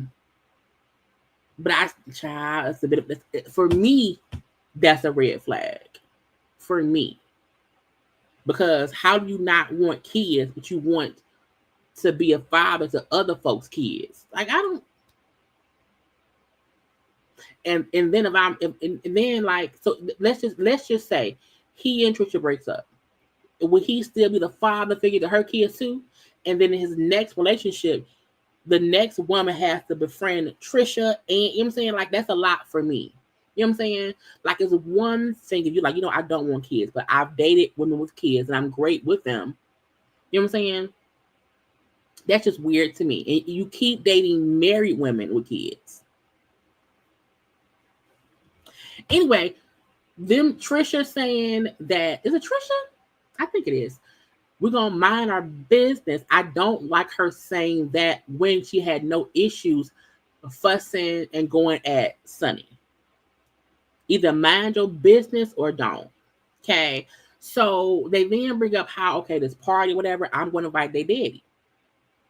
Because he's the daddy. It's her husband too, but it's their daddy. Okay. Ken then said, well, I'm upset at him because at the graduation, so the son graduated. What's the picture? The son graduated from high school. Okay, that's the son. And we see the son with the mama and Ken. We see the son with the mama and the daddy. Now, folk kept saying, oh, he don't look happy to be around the daddy. He must not like his daddy. I said, or he can be, I don't know. Okay.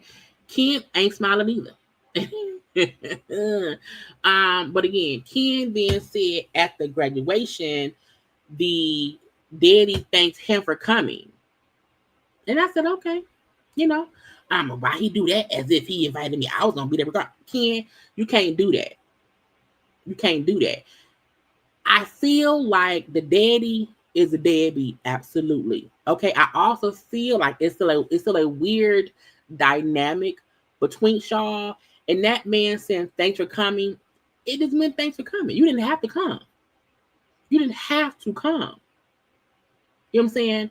So I think even Ken taking issue with that statement, it's like, why? If you know you're gonna be there regardless, there's no need to be upset at him saying whatever, in my opinion. Okay. And Ken saying, well, I just felt like why say that to me? And said, I'm not here because of you. Tricia, messy ass, then said, because at first he's saying, when we invited my husband to our child's graduation, okay, my husband told me that he would need help getting here. Okay, so I talked to my boyfriend and asked him, hey, my husband can't come. Boyfriend, what can we help him? She then said they gave him gas money. I was like, going on national television and saying your husband needed gas money from your boyfriend to come to your son's graduation is insane to me. And it also gives, we want to play like we nice and play like we want this to be a great co-parenting situation, but coming and saying I had asked my boyfriend to give my husband gas money to come to the son's graduation is crazy. And because the kids have to see this. You know what I'm saying? The kids have to see these conversations. And even if, let's not act like people are not having a financial hardship in life because of life. If the husband doesn't have the financial means, maybe him spending however much on gas to get from Atlanta from Georgia to Alabama, at least he was honest enough to say, "Hey, I need some help coming. Can y'all do that?" Like, I'm like to even come up and, girl,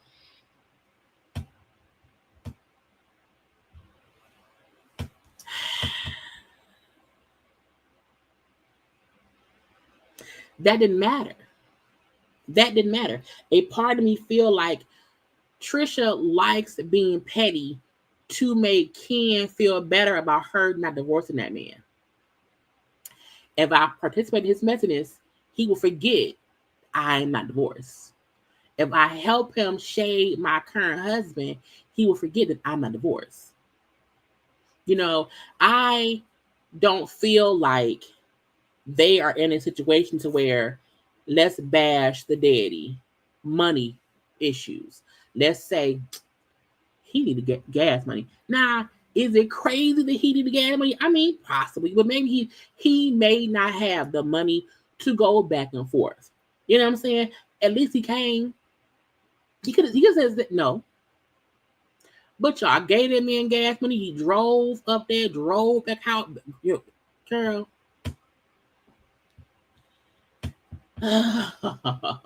Trisha, I don't like her. I don't like her. And I don't think the husband is any better. I'm saying I don't think he's this innocent victim of Trisha. I think it's a messy situation, and I think Trisha likes it that way because I have my husband, and I can lean on that as being a negative emotional strain on me. I can then say, Ken, because I'm dealing with the husband. You know what I'm saying? It's a crutch. I don't have to fully be with you because I'm still married. I don't fully have to divorce my husband because he can't afford it. So it's just weird to me that they're even like exchanging these jabs at each other.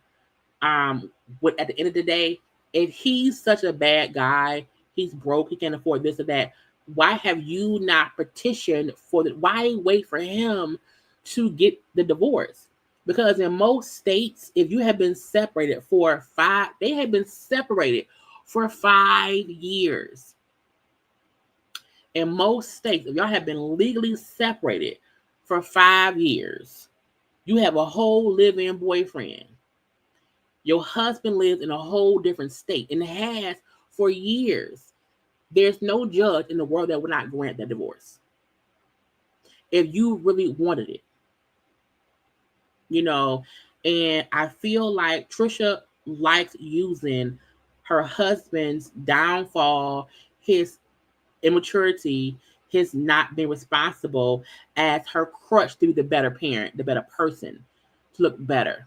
Y'all will overlook me having all these relationships with Martell and Ken and whoever else while I'm married and refusing to get divorced. But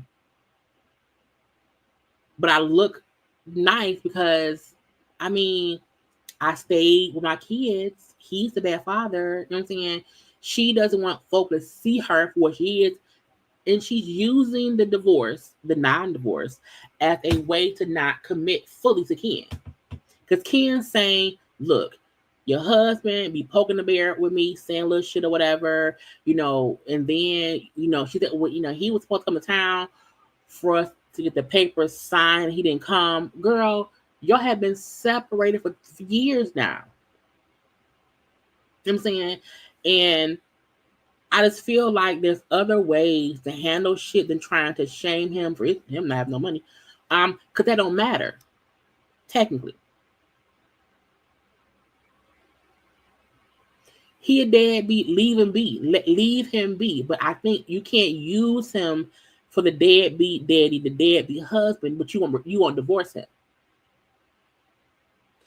You won't divorce him. Like Nell divorced Martell. Mel can forever talk shit about Martell because at the end of the day, she divorced him, changed her name back, and she's moving forward. She is still stuck in that marriage. Ain't left. Still there. The kids are damn grown. Period. So it's weird to me. And Ken saying, once y'all get divorced, he can't hinder and control stuff how he does now. Once y'all divorced, there's things that we can do that we can't do now. Like you still being married prevents a lot of shit for us. And the fact that she did not say, you're right, baby, I'm gonna go get divorced tomorrow. They're still divorced. They're still married now. Meaning after all of this, she still ain't went and got a divorce, and he is still happy with his married girlfriend. Okay? They are fully made for each other. Okay? No, when I say an adult, I just mean even if the youngest kid is in middle school, they're not babies. They don't have babies. They have a high school graduate and either a middle school kid or a high school kid. I mean, they're not kids. I don't mean like, I'm saying, wrong. And stuff. So Trish missed me with the bullshit. Trish does not want to get divorced. She may want to fuck Ken, and she may want Ken to help her financially. Okay. However, she don't want to get divorced because if she did, she would do it because Ken will pay for it. She can't fucking fool me. Nell, where they at? Nell and Chris. Child, Nell and Chris is somewhere dancing because they got an anniversary coming up. I didn't care. This is a point to where I see Nell as being two-faced. This is a point where I feel like Nell is saying one thing to Mel in her face, and then when she's not around Mel, she has more of how she really feels come out. Nell is talking to Chris about her chat with Mel, okay? And how Mel thinks that we, should, as friends, we should not be discussing her Martell or interviews and blah, blah, blah. Chris, okay, I get that. I get it. We could not talk to them. I'm sorry, we don't have to discuss them. I get it. Cool. Because I think Mel's request of saying, hey, can you just not discuss me and my business in your interviews? Discuss yours, not mine. And Chris, that's cool. That's fair. Okay. Then, she laughed at me when I said I mentored her, and I was upset. Once I left and thought about it and drove home, and I got upset, because we talked. Now, this is where I said, she talking about old shit. She said, because me and you talk to them all the time. We'll go over there and talk to them and blah, blah, blah, And Chris said, yeah, we did. And I'm like, that's the point. That is nothing new. Martell and Mel have not lived together in a while. So again, when I said, yeah, that means you're not mentoring them, counseling them now. I think that was Mel's point. Like, that's not what's going on now. You're not my mentor now. That was my point based on what Nell said and what Chris said. We did go over there and talk to them. We were over there night and day and night, and blah, blah, blah, blah. That's nothing currently. Okay. Nell pointed out when they helped them. We would go over to their house and talk to them. That was 3-4 years ago. Okay, so Mel laughed for they don't mentor me. What do you mean? They don't mentor me? No. Okay. This is also when I said Nell is crazy. Nell then said, I was helping you while my mother was sick. I left my mom to spend time with you and come over your house to discuss your marriage. And my mom was at my house dying. Bitch, what? Destiny. What?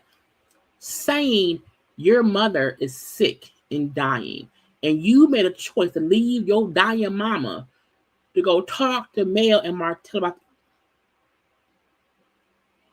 That's stupid. That's insane.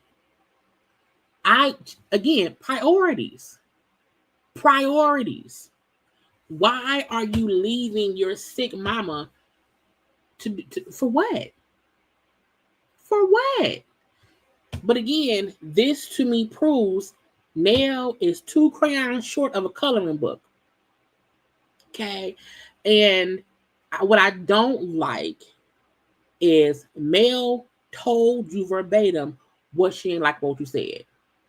You had ample time to say all this shit that you're saying to Chris to Mel. You had all the time to say, I left my dying mama to come talk to you. And I would leave my mama to come talk to you. So how dare you say, okay, whatever. The point remains you're bringing up old shit that no longer happens. If my kindergarten teacher taught me shit in kindergarten, that don't mean shit if my college professor taught me how to be a psychologist. What it means is you are no longer doing that for me. Thank you for when you were in my life. Cool. However, we don't do that no more. You're not currently mentoring me. You know what I'm saying? And Nell consistently gets upset over little itty bitty shit and don't fully tell Mel how she feels. And then she's complaining about Mel. Okay. And it's weird to me. And I said, Nell don't like Mel. She don't. I feel like her and Chris, again, Nell accepted that Chris cheated and they moved on. I think Martell knew, let me go to these 2 wives because Nell accepted what Chris did and they moved on. If she can just help Mel forgive me and allow me to do what I'm going to do, maybe, and Mel said, nah. And that could be why Mel said, I don't want her mentoring me because she was trying to help me stay with Martell. And that's not what it is. You telling me Chris cheated and I got over it. Just get over it. No, I'm not going to get over it. I want to leave. So that's crazy to me. Okay. And then when she said, Mel get mad when I tell her how I feel. But you don't tell Mel how you feel. You do interviews and talk shit to other people. And you don't tell Mel. Mel reacts to what she hears you saying to other people. I'm sure once she sees this episode and see what you said to Chris, she's going to react. And Nell has a right to her feelings. She does. However, if you don't tell me that shit, if you tell someone else, and if when I confront you about what you said, if you backtrack, pussy pop, you can't make it seem as if I'm not allowing you to feel your feelings. Because you didn't tell me how you felt. I didn't know this. But Mel gets mad, much like how I feel. She dismisses how I feel about the girl trip. The only feeling she had was I should have got Sunny's room and I did not have a name tag. Bitch, get over it.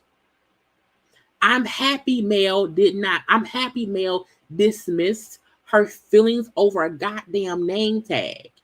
And Mel did not dismiss it. She said they forgot to print it, but you had a great room. So she did not, you made a mountain out of a molehill.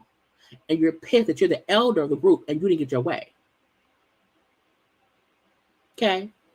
You're not fooling me. Not today, not ever. Okay? She then says, Mel like do girls. You know, girls who do what she wants them to do. Mel does not like being held accountable. I was like, what? Again, what does Nell want to hold Mel accountable for? If y'all, because somebody tell me, what is Nell looking for Mel to hold herself accountable for with them? I'm confused. Because you feeling like, well, Mel did not hold herself accountable for not having a name tag for me. Bitch, what? Are you for real? Are you serious? So her saying Mel won't hold herself accountable. You know, she don't like it when I'm honest. She said friends should be able to tell each other the truth. I agree. She said shady friends agree with you. Stick around just for that, and I can't do that anymore.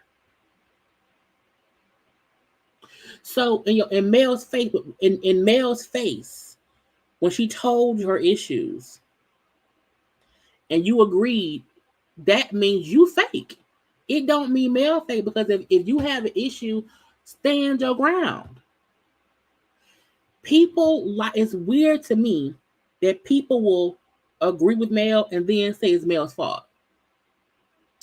I would tell her how I feel, and then to pacify Mel, I just say okay and I let it go. That's not Mel's fault. That's your fault. Because if I have an issue, it's my issue. And we may have to agree to disagree, but I not want to change my stance to make you happy. That's your fault. That's a you flaw, not a Mel flaw. And Nell saying to Chris all this shit about Mel that she did not say to Mel, even though she just talked to Mel, is proof of the fact that Nell wants an issue with Mel. Because it's easier to beef with Mel about shit than to not have a storyline. Because she tried to have one about the name tag, and Mel ignored it. Girl, I'm not doing all of that.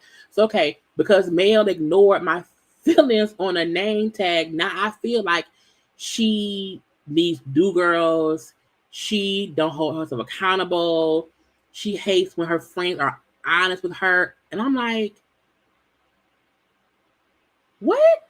This to me is why Mel be like, I be watching people, and then how they feel, it comes out. And when they do, I back away. Because I'm like, Nell,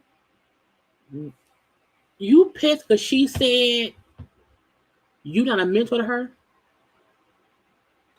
So much so that means that she doesn't want to be held accountable.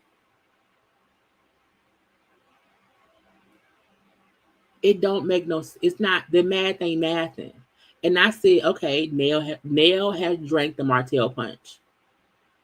Because Nell is the same. All of this shit is stuff that Martell has said. Nell don't have no real beef with Mel. She don't.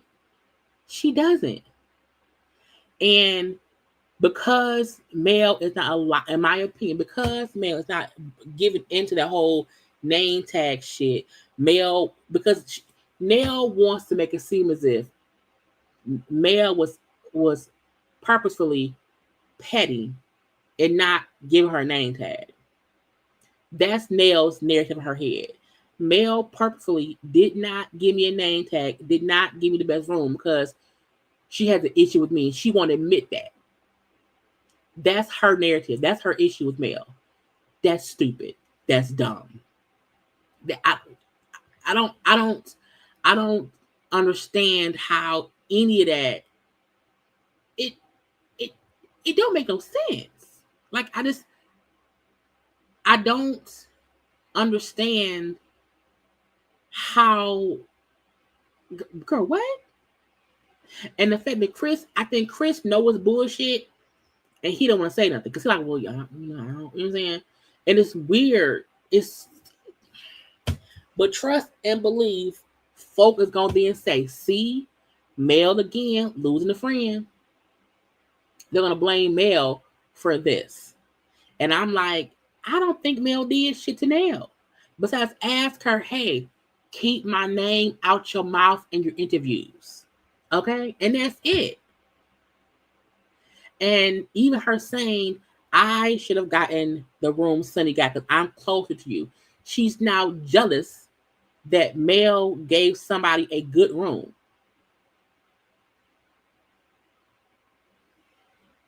But y'all go ahead, and I mean y'all, I mean people gonna go ahead and say, it's Mel's fault. Cause she it's Mel's fault. I was like, girl, if you say so. But Nell has been two-faced. For real. Because and again, Nell, her name, Nell has a right to confide in her husband. However, you could have had the same conversation with Mel at her house, but you didn't. You didn't. And now, behind her back, you're saying things that when she confronts you on it, you're to backtrack in some kind of way. Because I'm pretty sure this is going to come up at the reunion. And when it does, Nell, well, I still, girl,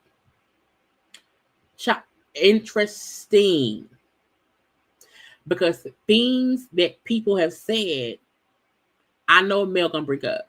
I just want to see how they react to it. Okay. Now, lastly, Mel and Shanita meet up. Mel was having a community event. What do you think? Mel was having a little event of like feed, the people in the area, whatever. It was cute. A little gym rental, some food for the people to come in, get the food, good old eats around here. And we see Shanita there. Okay, she came. Now she lived in Atlanta, flew in to visit.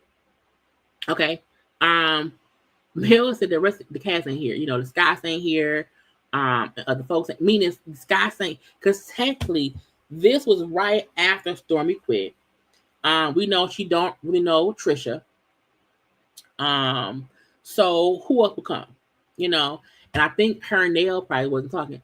And so it's like, I didn't invite the cast did not come, the Scots or whatever weren't here. Maurice just got arrested, so I'm sure the Scots are handling the arrest. And when she told this is what I appreciate her saying. She's like, I give my time, my money to their events, their stuff, and blah blah blah. And the fact that they don't do that with me is why I am not interested in building friendships with them. Because again, if y'all having these expo or whatever events y'all having, and I come to them, I support them, I give money to them. I'm having a, come feed the community and no one is here. You know what? Okay, cool. So y'all don't reciprocate the attention. And that's the point of the show. So I'm not trying to build friendship with y'all.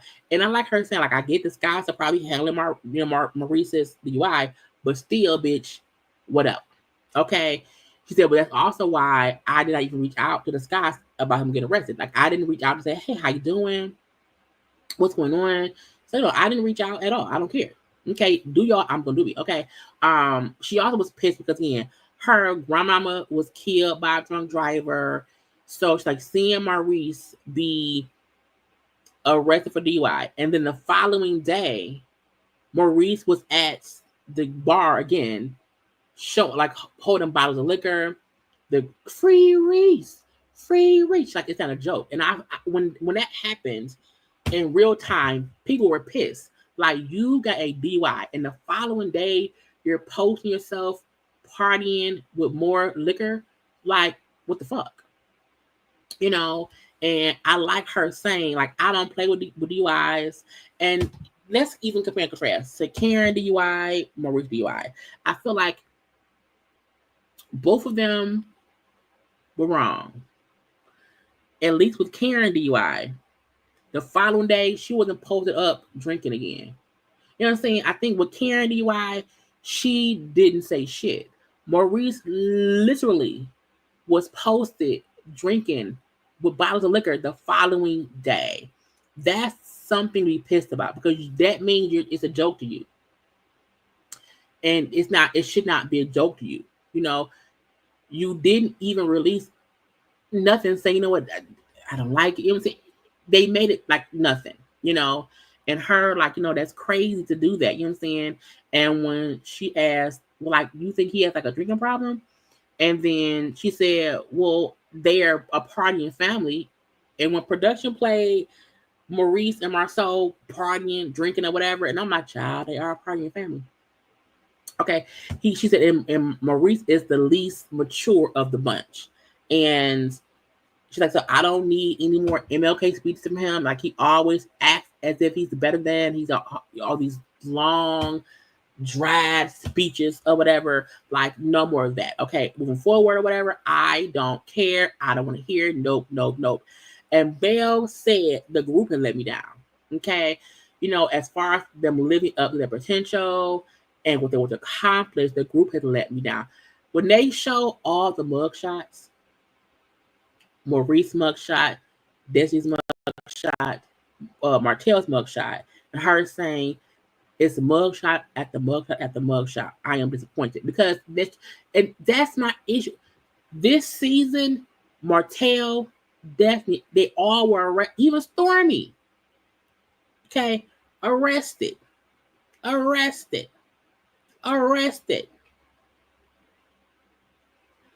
You have 3 cast members on the show. Martell arrested for harassing Mel. Destiny arrested for stealing her ex-husband's what's like forgery. Okay, yeah, she has 2 mugshots. They showed this the one, okay, and then Maurice being arrested for a DUI. And she said this show was supposed to be about Black excellence. Okay, what have we become? Because I was like, I think so many folks forget the beginning, what the show was supposed to be, how it was back then, because having to go from this to entrepreneurship to business to friends to building to this, it is crazy. She's what have we become? Everybody got a mugshot. Like, you know what? Don't put my name nowhere around them. And the crazy part is, yeah, they want to blame Mel. And Mel calling a spade and saying, y'all, want to have me at y'all shit, but y'all don't come to mine. Y'all are getting arrested on the bullshit, and they want to be mad at me and make me the villain. Bitch, I ain't the villain. She ain't the innocent victim, but she ain't the villain. I feel like each person's arrest don't have shit to do with Mel. Even Martell's harassment of Mel ain't her fault. And like all tea, all shade, outside of Stormy, Mel is the most successful in her endeavors, in her products, in her fans supporting her, in her trying to move past the bullshit. Because how many folk on a whole cast, and half the cast is consistently at you, and because you don't feed to the bullshit, they make it seem as if you're the villain. I'm not saying Mel's perfect. Not saying that at all. But Mel saying, what have we become? What we started ain't what we have now. We were supposed to be the standard of excellence, and we have all the mud. I am disappointed. Because again, her name is mentioned as well. Because they're on the show. And the fact that Destiny can't even really acknowledge or discuss her arrest because it's tied to her ex-husband. Martell wants to make it seem as if Mel is exaggerating his harassment of her. Maurice acting like we didn't see him partying before again put up for DUI, and then him drinking the following day. Girl, fuck all y'all. Fuck all y'all. And not even to be a whole dibby down, okay? But even, Tisha and them kind of blaming Mel about her fallout with Kiki and make sure rest in peace. They always make it seem as if Mel is the reason. Mel is the reason Black got shut down. Mel is the reason that Stormy's products was being complained about on social media. Mel is the reason why Destiny can't afford a pot or a window to do whatever. Okay, Mel is the reason all of this shit. Yeah, and they're all Greeks. I think Mel and Tisha are both AKAs. I don't know who the guys are with though, because they don't really discuss any of that. But like the fact of the matter is, no one is holding up their end of the bargain, and the rest of the cast all depend on Dog and Mel as a. In this, she's like, no, don't put me with them no more.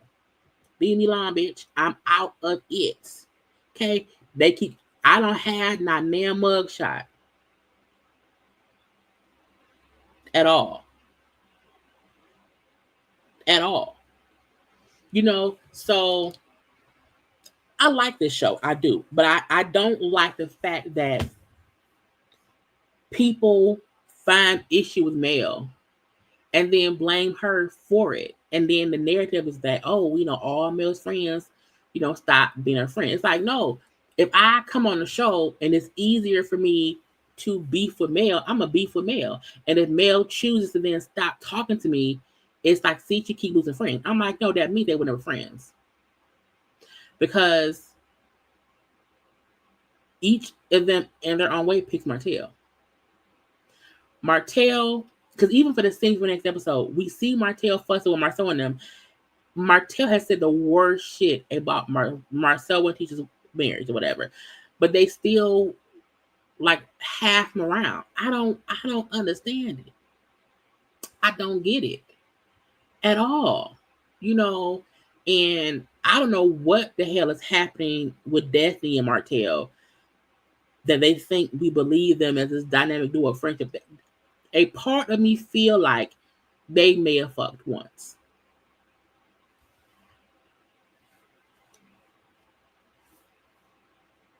I like Mel and Marceau's bantering rivalry. I like it when Mel, Tisha, and Kimmi are together and they're getting along. The show has great potential. However, to me, Martell is toxic. And I think that Destiny will always be that toxic connection to Martell that will tie to Mel. I think they need to get rid of Destiny and Martell. I would say they can even leave Trish and Ken. I think Nell and Chris can go. And let's bring in one of Kimmy's real friends.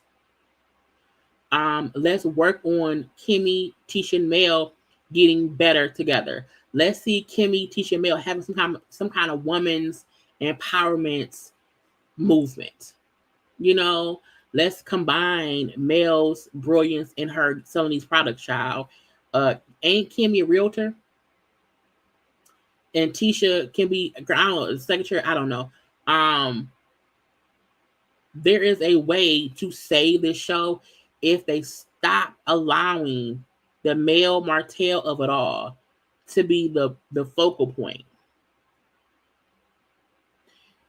We still ain't got them dealing with Kiki dying.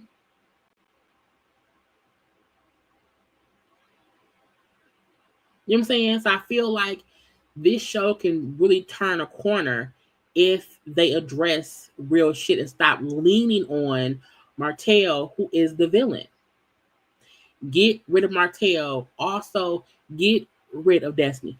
I would prefer Sunny, because Sunny having to deal with her being married to Moses, him being back in jail, they keep saying that she's pregnant and stuff.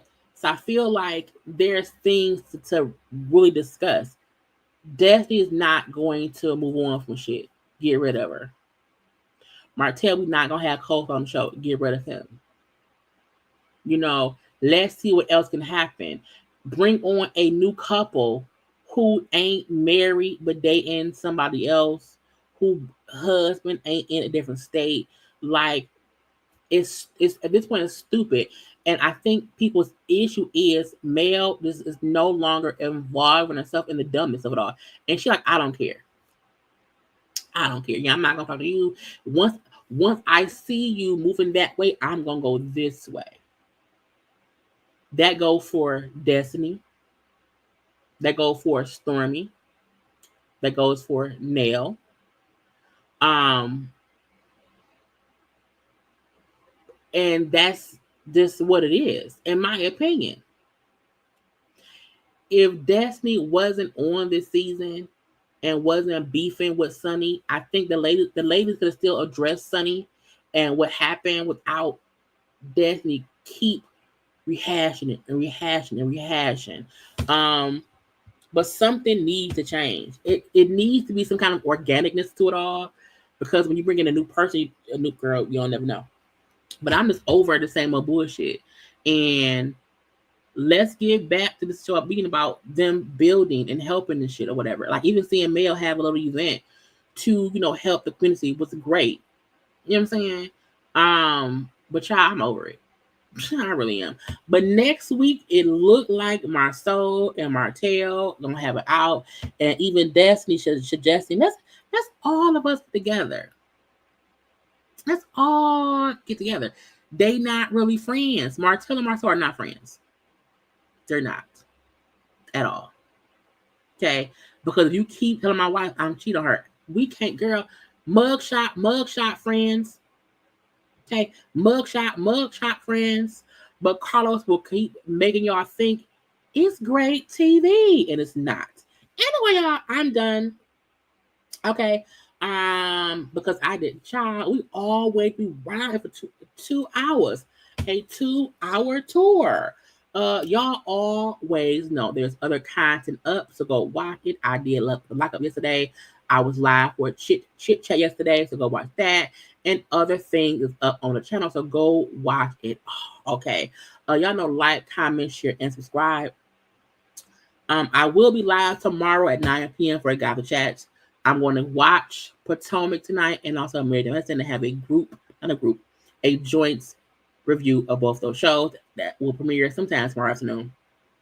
But y'all, like, comment, share, subscribe, and all that good stuff. You can follow me on social media at JayLeesCorner on IG, Twitter, and TikTok. But I gotta go. I will talk to y'all later. Be good, be safe. Bye.